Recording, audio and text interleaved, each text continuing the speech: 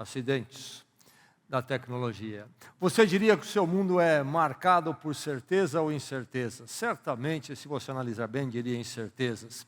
Mas deixe-me dizer que com relação à sua vida com Deus, através de Cristo, você caminha nas certezas. É sobre isto que a primeira carta de João, fala, é o assunto da primeira carta de João.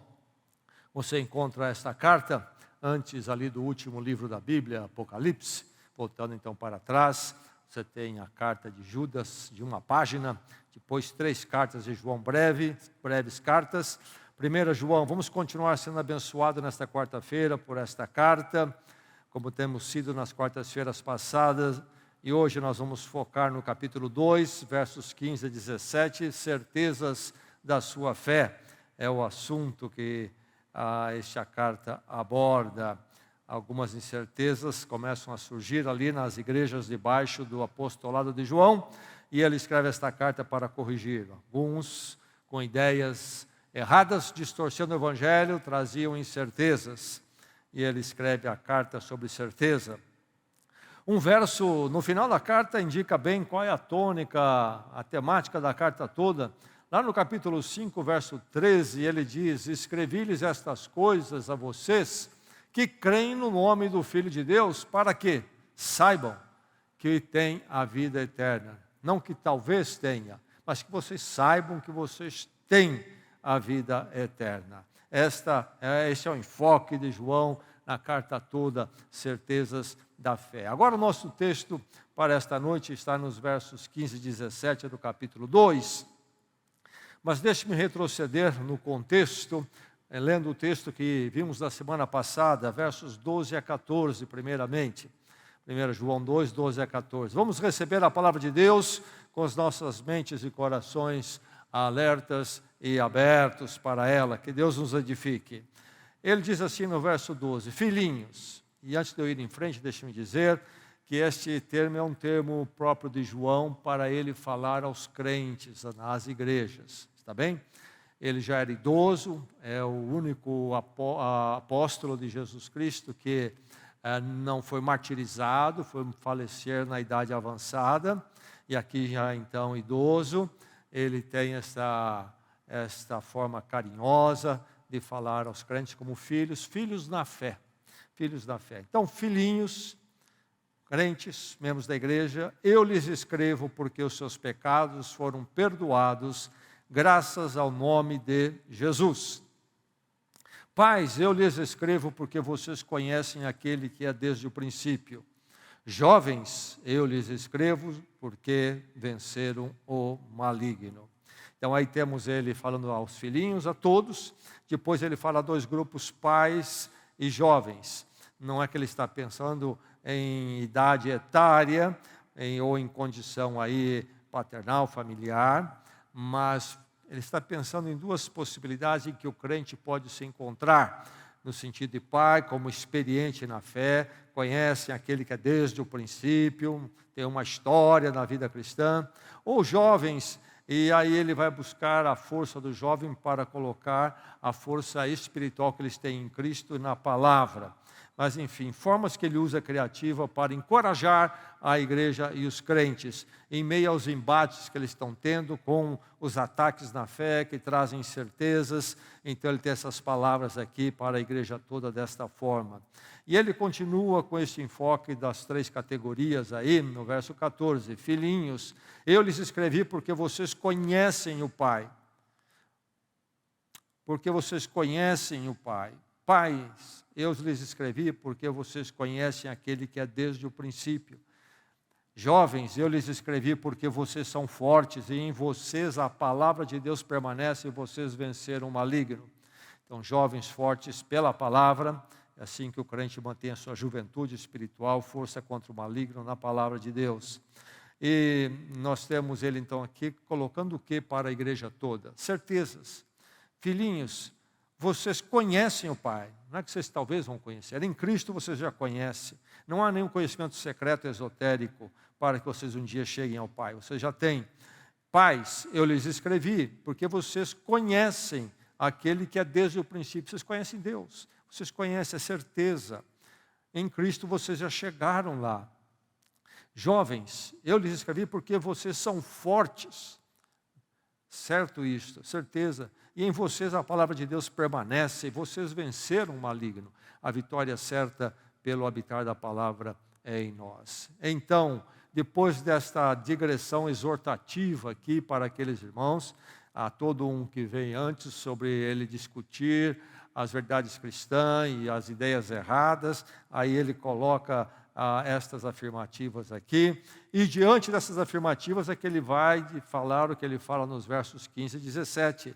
Então, focando então a igreja ali, o que ele diz a eles então, é isso que ele chama de pais, jovens, filhinhos.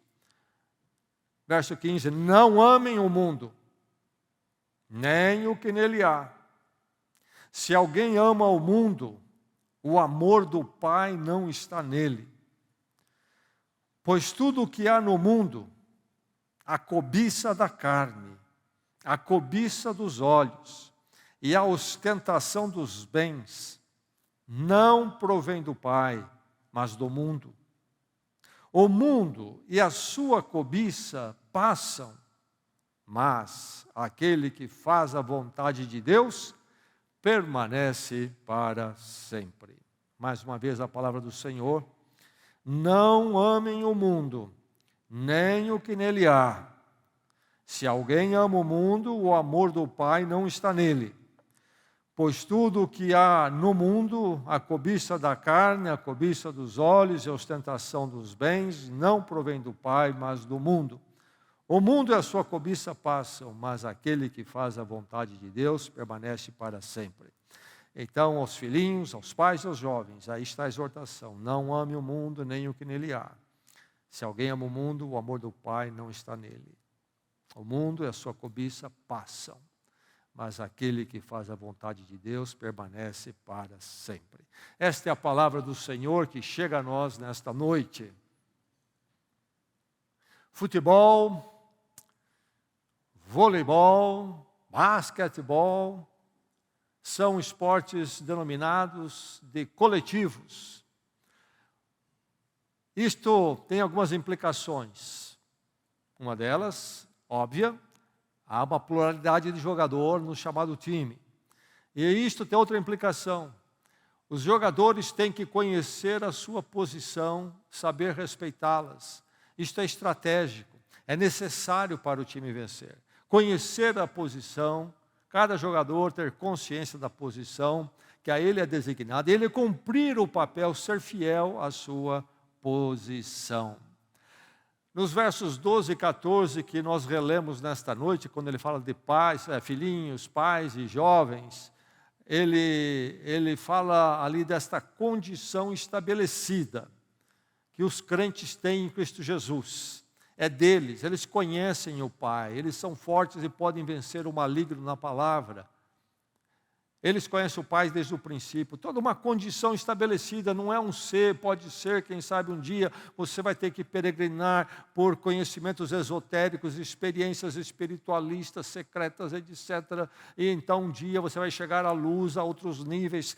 Não, vocês conhecem, vocês têm a vitória sobre o maligno, etc. Condição estabelecida. Mas quando eu tenho a condição estabelecida, eu sei minha condição estabelecida, eu aí também vou saber qual é a definição da minha posição. A minha posição definida. A condição estabelecida me dá a posição definida. Um ponto importante, antes de irmos em frente, nessas considerações, é notarmos como para João, a crença, as verdades da fé e o comportamento ético estão interligados.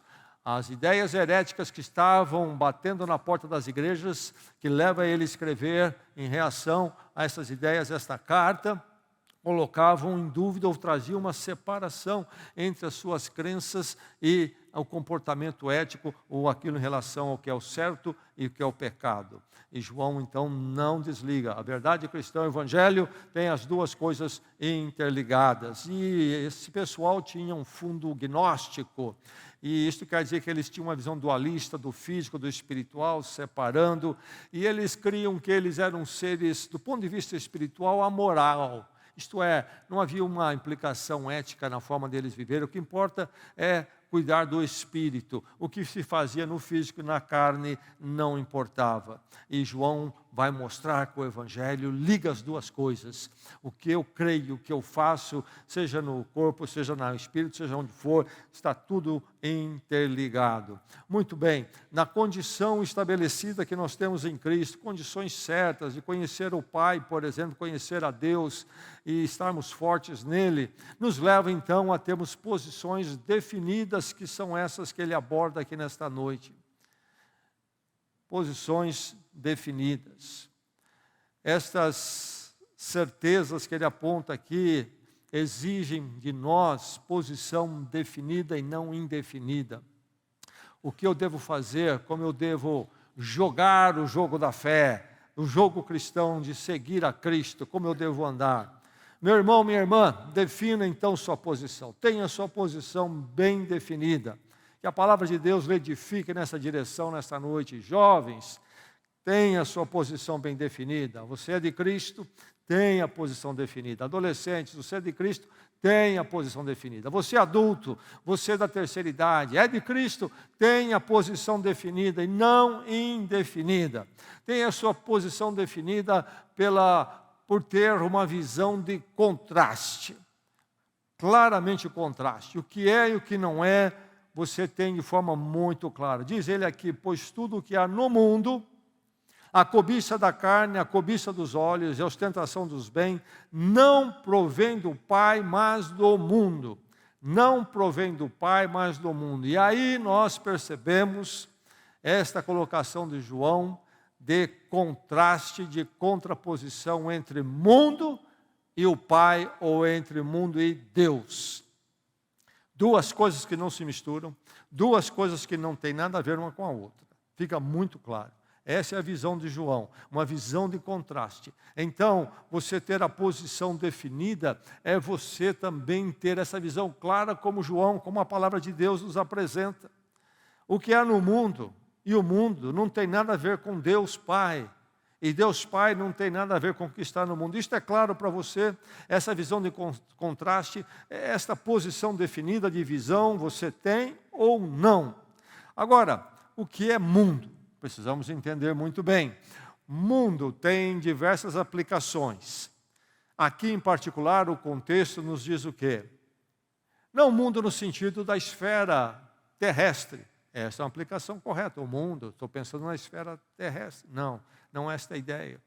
Mundo aqui não é no sentido da coletividade. Todas as pessoas, é o mundo. A ideia de mundo aqui é um conceito muito bíblico. É muito usado, a Bíblia usa às vezes mundo em outra direção, até no sentido de humanidade. Jesus vai usar às vezes mundo, mesmo no Evangelho de João, no sentido da humanidade, o mundo. Mas aqui, em muitos outros lugares, o contexto determina o sentido. Qual é o sentido aqui? É esse sistema sociocultural que domina a humanidade e que busca ser um sistema autônomo diante de Deus, por isso contrário a Deus. É este sistema que domina a sociedade e a cultura. Ser autônomo de Deus e o próprio ser humano criar os seus valores, caminho, destino e tudo mais. Isto impera no mundo. E isto que é chamado de mundanismo. É mundo nesse sentido. Então, esta mentalidade, até coletiva, sociocultural, que busca ser autônomo de Deus, ignora Deus, vive segundo as suas próprias ideias, até Deus tem que entrar naquilo que eles acham que Deus deve ser. Isso aí é totalmente avesso, oposto, contraposto a Deus, o Pai. E João está dizendo, fique atento. É duas possibilidades e duas apenas. Aliás, deixe-me dizer que a mensagem cristã, o Evangelho e as Escrituras, não são marcadas pela nebulosidade e confusão. Nós, às vezes, queremos dizer que é assim, até por ser interessante. Na verdade, é muito claro e até simples. Não há nas Escrituras, por exemplo, uma pluralidade, neste caso aqui.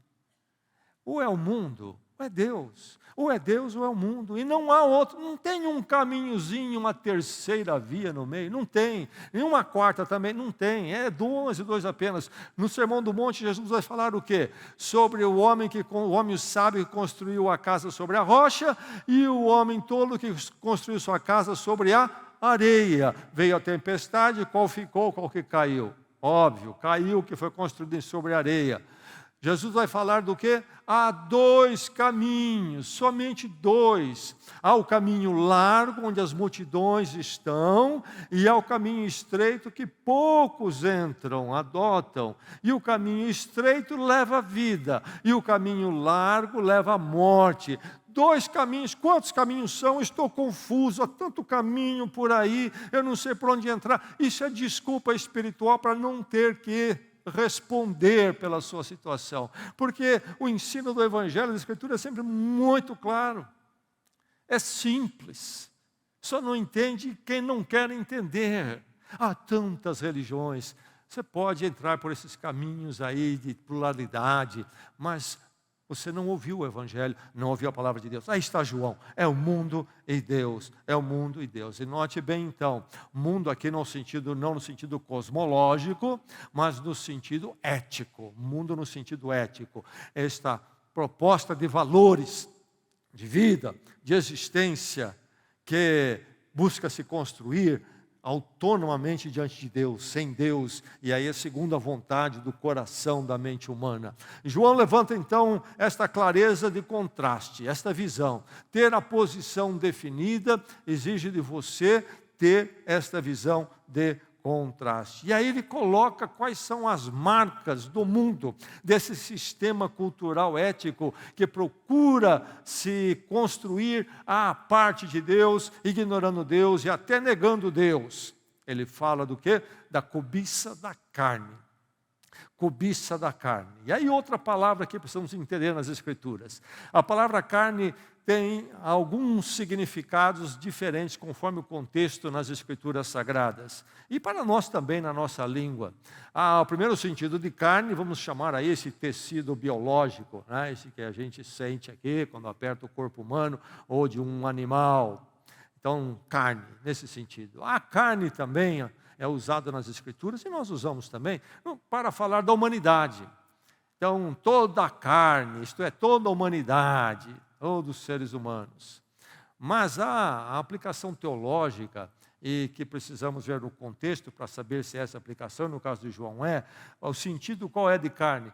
Esta inclinação que está em todo ser humano para fazer o mal, para o pecado, para buscar caminhos que são contrários à vontade de Deus. Desde o primeiro pecado de Adão e Eva, isso entrou no ser humano.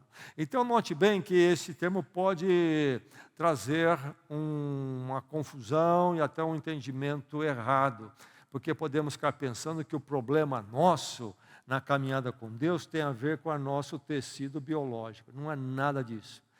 Carne aqui é muito espiritual. Está me entendendo? Carne aqui é muito espiritual, porque tem a ver com as nossas intenções. Inclinação da carne, de querer fazer ou viver fora da vontade de Deus, segundo os nossos próprios caminhos. Então é este sentido. E ele vai falar então da cobiça da carne, que está no ser humano. E aquele mundo, então, que está querendo ser autônomo diante de Deus, que não está em Deus, em Cristo, é um mundo que se entrega a essa inclinação dos seus desejos contrários a Deus, a cobiça da carne, a cobiça da carne.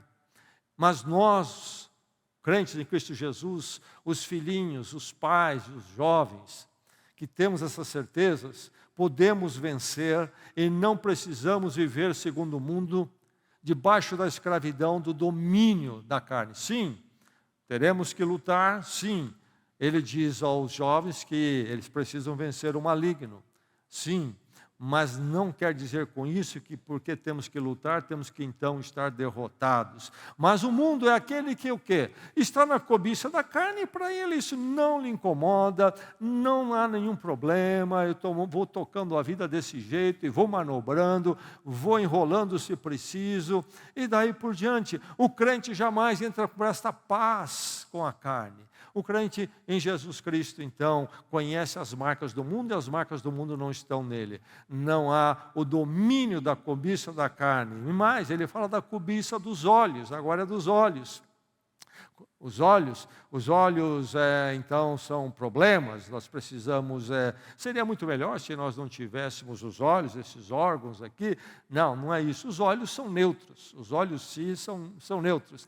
A questão é o olhar que eu deixo tomar conta de mim, que motiva-me a desejar como fim espiritual, de vida, qualquer coisa que apareça aí pela frente. E eu quero ter. E aí então entra muito da inveja, as atrações e as muitas ambições desenfreadas. Estes olhos, então, no sentido desses desejos, nós sabemos que há tal coisa, há tal oportunidade ali, e eu quero ter, e eu começo a desejar, e quero desejar de qualquer forma, não importa se é conforme a vontade de Deus, se não é conforme a vontade de Deus, eu quero desejar de todo jeito. Então, esse dominar da cobiça dos olhos, aliás, quanto que as pessoas sofrem com isso, não é mesmo? A publicidade e o marketing sabem disso muito bem. Sabe que o mundo é escravo da cobiça dos olhos. E como eles exploram isso. O sujeito compra um carro bom. Mas no mês que vem, lançam um modelo melhor. E ele vê na publicidade. Ele estava alegre e satisfeito. O carro deu paz ao coração dele. Até que ele viu a publicidade e a paz foi embora. Eu tenho que ter, eu quero. Aliás, eu aprendi anos atrás, quando surgiu aí os iPhones, eu comprei um, e não deu acho que talvez um ano, saiu o próximo iPhone. Pensei, preciso me atualizar, fui lá e comprei outro. Troquei. Aí passou mais um ano, anunciaram outro, melhor em algumas coisas. Eu fui lá e troquei. E daqui a pouco passou um ano, anunciaram outro. Aí eu caí em si, eu não vou ganhar nunca essa corrida. Eu sou um perdedor para sempre. Se eu deixar que eles ditem para mim o que os meus olhos devem desejar, eu nunca serei feliz. Eu nunca estarei satisfeito. Ao invés de eu ser guiado para aquilo que eu preciso, esse telefone está muito bom, eu posso usar mais 5 anos, porque eu preciso. Talvez alguém possa dizer, não, eu preciso por uma questão técnica, profissional. Mas cada um ver realmente a sua necessidade e comprar conforme aquilo que lhe é necessário e aplicável. Não porque mexeram com a sua cobiça dos olhos.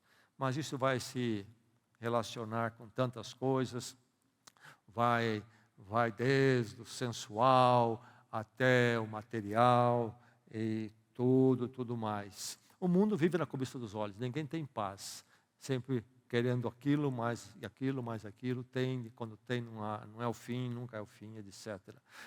Enfim, o mundo, cobiça da carne, cobiça dos olhos e a ostentação dos bens. É a marca do mundo, é uma marca mundana. Aquele que está em Cristo não deve ser marcado pela ostentação dos bens. A tradução literal seria o orgulho da vida. Orgulho da vida. Esta é a marca do mundo, ter o orgulho da vida. Mas a tradução procura esclarecer o que ele quer dizer com isso, colocando na minha versão que eu li para vocês, ostentação dos bens. Orgulho da vida. E aí é interessante notar na língua original que ele vai usar a palavra bio. Eles tinham a palavra zoe, e a palavra zoe, de onde vem nosso zoológico, por exemplo, que se refere à zoologia, a vida animal. Não é? Zoe era mais relacionado a um conceito do princípio da vida, que até hoje é uma coisa que se discute. O que é vida, não é? Esse princípio, isso que existe no mundo, seres que se movimentam por si só. O que não tem vida, precisa alguém mexer, não cresce, etc. Vida não. Se mexe, cresce, devolve, tem um tempo de existência, acaba, nasce, morre. O que é isso? O que é isso? Bem, então este princípio aí da vida era zoé. E bio, onde vem a nossa palavra biologia, são as manifestações da vida, do zoé, as manifestações concretas. Então, o orgulho da vida, isto é, daquilo que nós vemos, nós experimentamos. Essa é a ostentação dos bens. Isto é, se orgulhar do que é ou do que tem, se exaltar em cima do que é, do que tem, e eu preciso ter para que eu possa ser melhor que os outros, eu preciso ser para ser melhor que os outros, e depois, inclusive, eu vou ostentar isso. Aliás, quantas coisas as pessoas fazem e compram e têm por causa dos outros, não por causa deles. Esse é o jogo do mundo. Ou não é? Pessoas compram, não... Falei do celular. Eu disse que eu estava comprando porque o Mark me dizia que eu tinha um novo, eu precisava ter, etc. Mas está também a outra motivação. Eu tenho um celular, lançaram um novo, o camarada ali comprou, eu vi que ele comprou, pronto, eu tenho que comprar também agora, porque ele comprou. E se puder, eu vou comprar um melhor que o dele ainda. E esse jogo que ninguém ganha também, mas é o jogo do mundo, a ostentação dos bens. Mas por que eles jogam esses jogos? Por que eles têm essas marcas, a cobiça da carne, a cobiça dos olhos, a ostentação dos bens? Porque eles vivem num sistema sem Deus contra Deus. E então, o que preenche a vida, já que não há Deus, são essas coisas. O que dá um sentido da existência para eles é correr atrás dessas coisas. É o mundo. E João está expondo isto. Essa exaltação de posição, de poder, de ter, ostentação dos bens. Isso é contrário a Deus. Isso é para quem não tem Deus e não é guiado por Deus. Bem, há celular, automóvel, algum problema em eu ter isso? Não. Desde que você vá atrás dessas coisas preenchido por Deus e com os valores de Deus e não dominado por essas coisas, vivendo num padrão de escolhas e motivação mundanas. Isto é, a parte de Deus. Por razões tolas, vazias. É o mundo. E aí está então o contraste. Você ter a posição definida, se posicionar definidamente naquilo que você deve ser, exige de você ter esta visão de contraste muito claro que João tem aqui. E notem a origem e a natureza das duas coisas, mundo e Deus. Porque o mundo, qual é a origem? Não provém estas coisas, cobiça da carne, cobiça dos olhos, ostentação dos bens, não vem de Deus. Se você está movido por isso, você está movido pelo mundo caído, pelo mundo sem Deus. Mas o crente em Cristo Jesus, filhinhos, pais, jovens da fé, nós temos uma condição estabelecida, por isso a nossa posição deve ser definida. E isto começa por uma visão muito clara de contraste. E aí, então, a posição definida na minha vida me leva a ser uma oposição. A posição definida. Sua posição está definida, meu irmão, porque você é oposição. Totalmente oposição. A questão das paixões serem distintas e posicionadoras. Há as paixões de quem está no mundo e as paixões de quem está em Deus.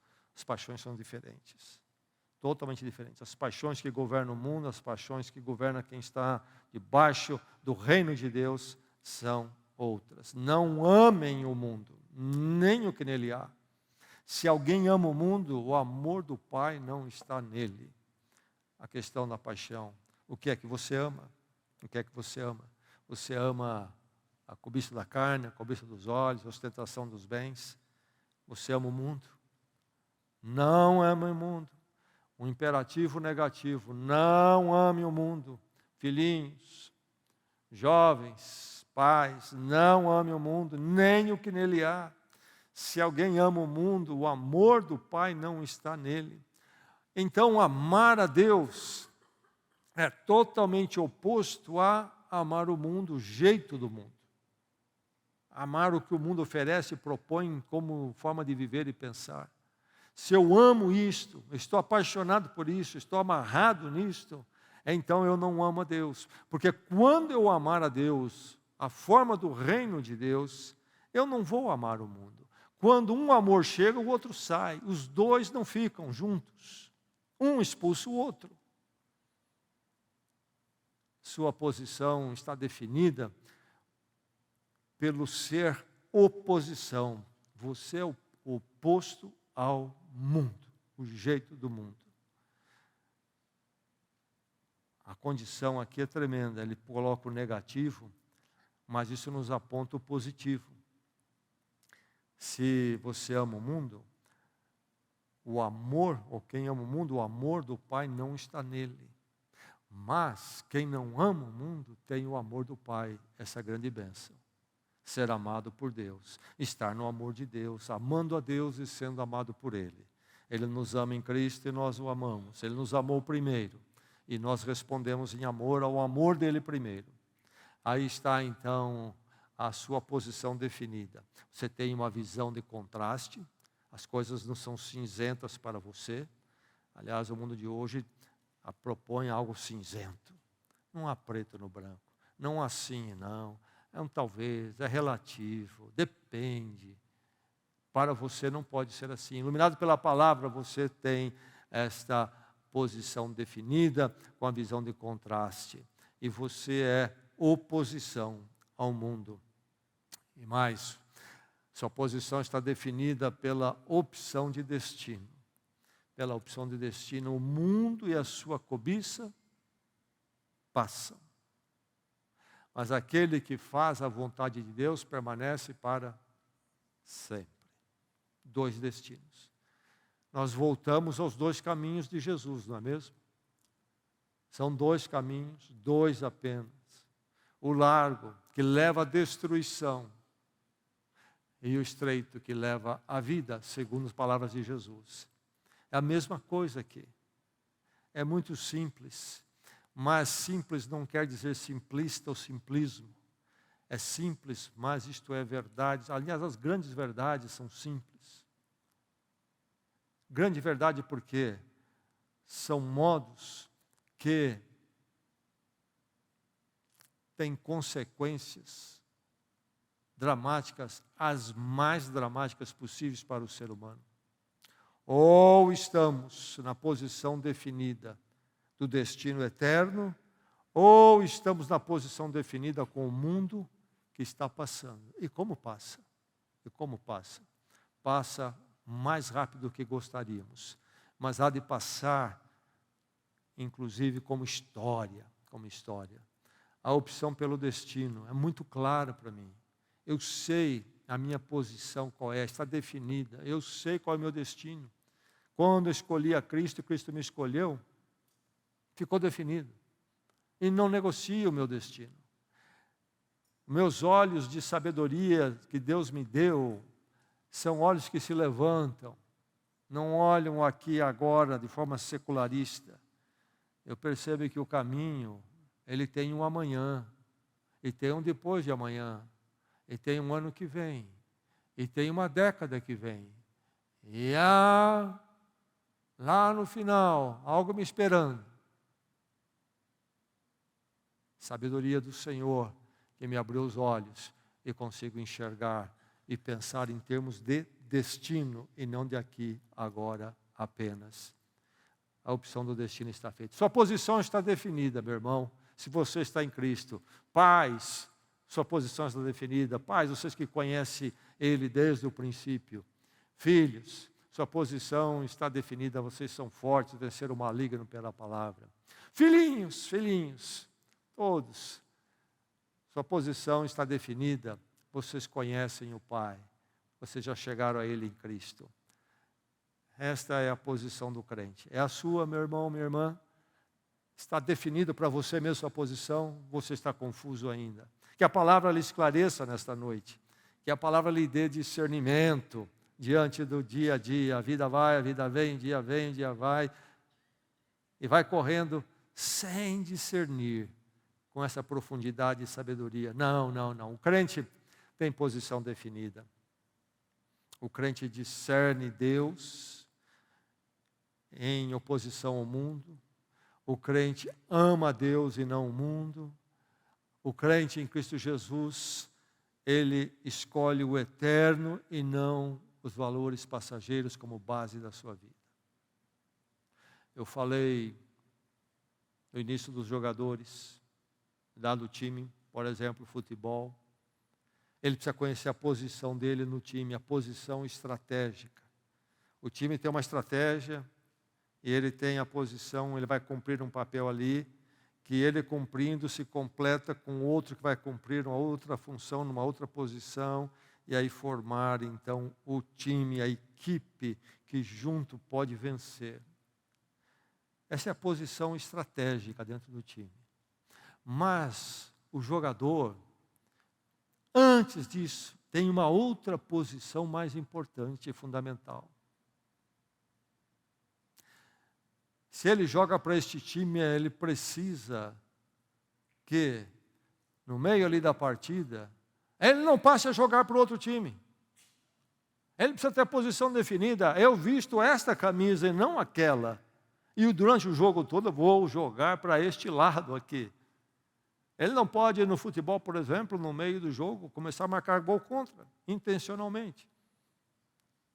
Qual é a sua posição? Você é desse time ou do outro? Está definido para você? Você está confuso? Vira de time. Mas ainda há uma situação talvez mais triste. Um jogador pensar que ele pode jogar para os dois times. Durante 10 minutos eu corro para aquele time, depois eu inverto, começo a correr para outro time. Não é triste que há crentes pensando que assim podem viver a vida cristã? João está dizendo o quê? Não, não, não, meu irmão.